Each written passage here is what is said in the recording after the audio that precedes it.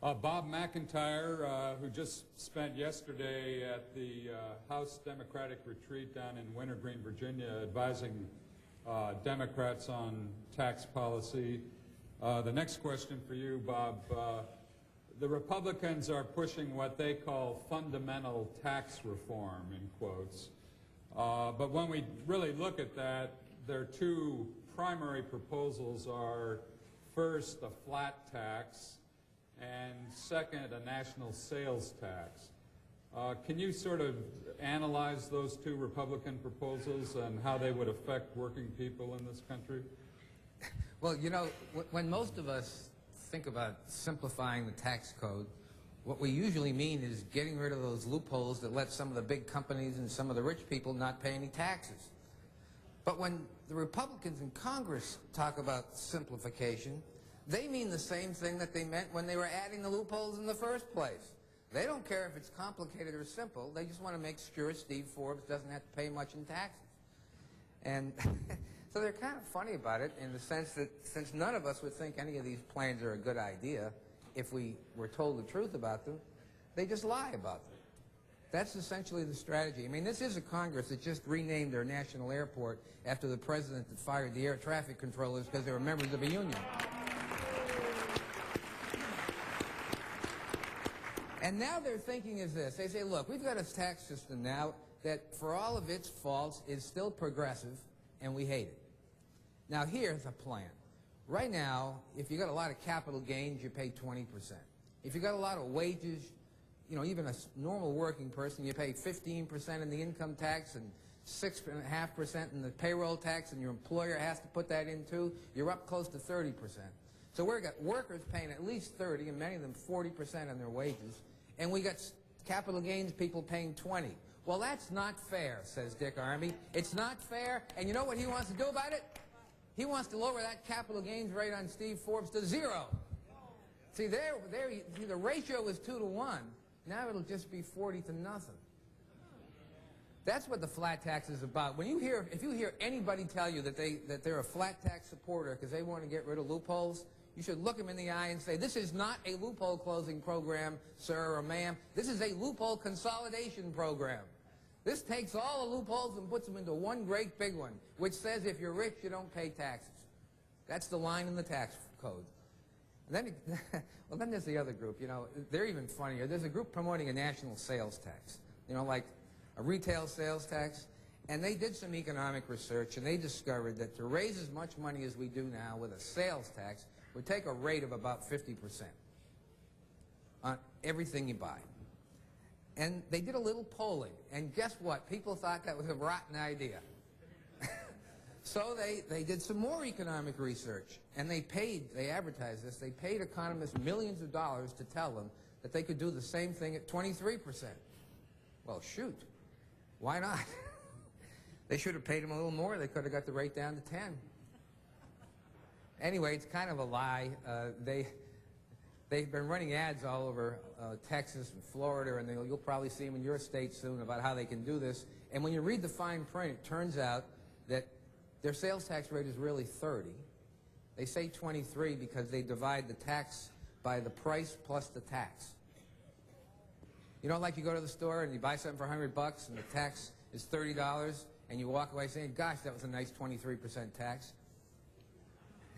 Then it turns out, this is even better, and I don't understand why they didn't go further with this. The sales tax guys were still way short of money. They said, well, what if we have the government pay itself tax? Sounds like a great idea to me. So they got about a third of their money in their sales tax is supposedly going to come from the government paying itself taxes. For instance, the government buys an aircraft carrier. It pays itself a tax. Now, I don't know why they stopped with only a third of the revenues. For goodness sakes, why don't have the government pay all the taxes to itself and leave the rest of us out of it?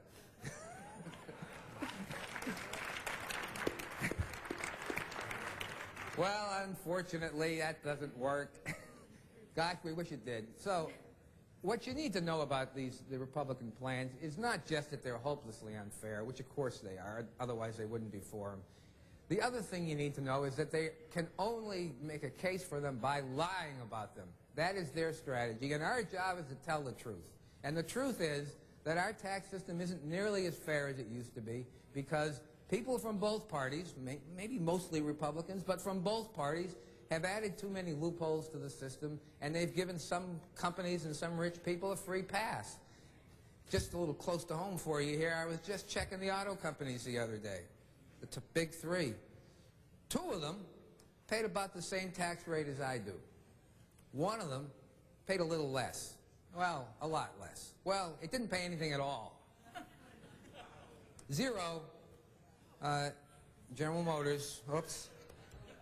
We're going to be putting something out on that and other companies soon this year, and I think it's going to get people energized again because it's just sort of annoying, especially around this time of year when you're just getting your tax records together and you look and you say, golly, they did take a bite out of me, didn't they? And then to figure out the guy you're working for is paying squat. So it's something to keep in mind.